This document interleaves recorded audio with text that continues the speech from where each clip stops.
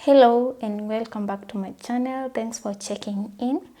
If we are living in the same world, I know you've noticed that the price of almost everything has gone up, especially the food items and groceries. And this is affecting most of us because our salaries are still the same. I know you wish you could spend less on shopping, and that's why I'm here to give you tips on how you can spend less while shopping on your food items and groceries. So without further ado, let's get straight into the video. I know most of us think that shopping is just going to the nearby store or supermarket and just shop what you think you need, but shopping is all about planning. Before you even leave the house, you need to make a plan. You need to be aware, what do I need? How much do I have? You need to work with your budget before even thinking about making a list. An example of a simple plan might be something like, what am I going to eat for the next couple of days? How much do I have, or what do I have with me? And how much money am I going to spend? And then from that, you'll be able to make a list and a budget. You'll be able to have a budget and then make a list of the items you need.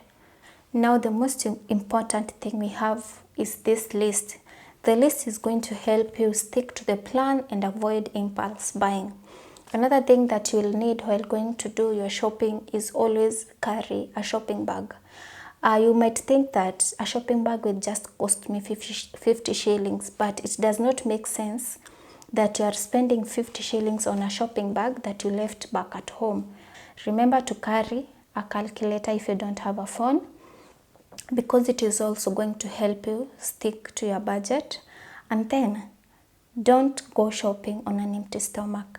Make sure you eat before leaving the house. I know this might seem like, why am I eating? But make sure you eat before leaving the house, because the moment you walk out of that house hungry, everything you see will seem interesting. You will end up wasting money on junk food that is also unhealthy, and you don't want that. We don't want to spend money on unnecessary things. We are here to stick on the plan and on the budget and on the list.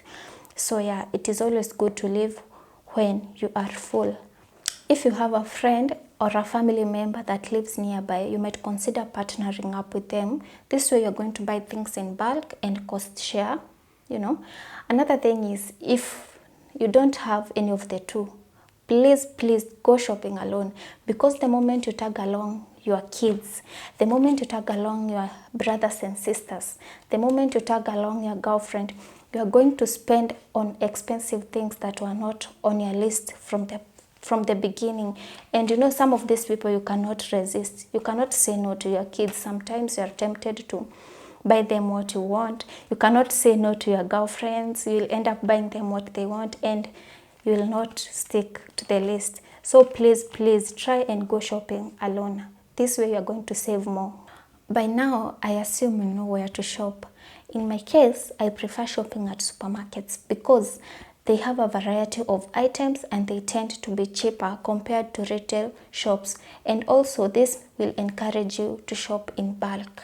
Different stores have different prices on their products. Some stores will have some of their products cheap to entice you into buying them, but that cost will be added into something else. That's why I prefer shopping at 2 or 3 different supermarkets. One thing that can also help you know what is on offer is by downloading the supermarkets apps and also subscribing to their SMSs, to their promotion SMSs.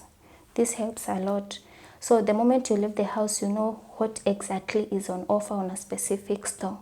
When you get through the store, you should build a routine and know the layout of the store. This way you're going to know which areas to avoid, because we are all humans. We will fall into temptations. The moment you see that candy, the moment you see that juice, you will fall into temptation of wanting to buy that specific item you love so much. So what are you going to do about that?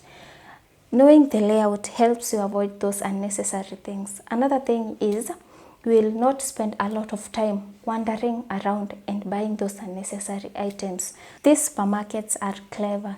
They tend to have expensive products at the entrance or at your eye level, pale kwa shelves. So what you need to do is check up and down. This is where you're going to find the generic brands, because also these expensive brands will also have to pay for marketing. They have to pay for marketing, so that's why they are placed there where you can see them quickly. And marketing is not cheap, so the cost of marketing is going to be passed on to you, the consumer. Just because you are buying an expensive product, it does not necessarily mean it is the best. You can also buy the generic product and it is going to serve the same purpose, and maybe even it is going to be a better product than the expensive one. So you should consider comparing these products and the prices and everything before even settling to buy a specific product. Most supermarkets will have their own brands. You can also opt to buy theirs because they are always cheaper than the other brands. And another thing, while shopping, don't forget to check the expiry dates, because you need to buy a product that is going to last you for long. One trick they use is placing the products that are about to expire at the front. So I would advise, or a tip that I would give you, is pick the products at the back of the shelf.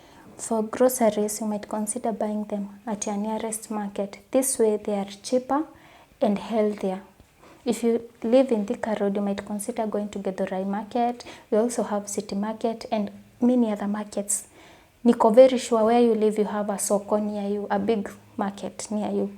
Always go there because their prices are almost half compared to what we get huku karibu na home. So yeah, it is always good to consider going to the market when it comes to groceries and fruits. For items that have a long shelf life, you might consider buying them in bulk, like, rice, flour, dried legumes, because they will last you for long and they don't go bad quickly. While paying for your shopping, make use of rebate apps.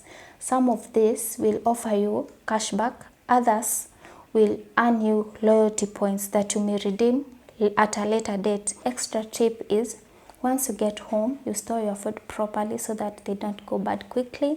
And if you have a space, you can try and grow your own spices, herbs, seasoning. This way you're going to save that extra 100 shillings or 200 shillings you spend on buying these products.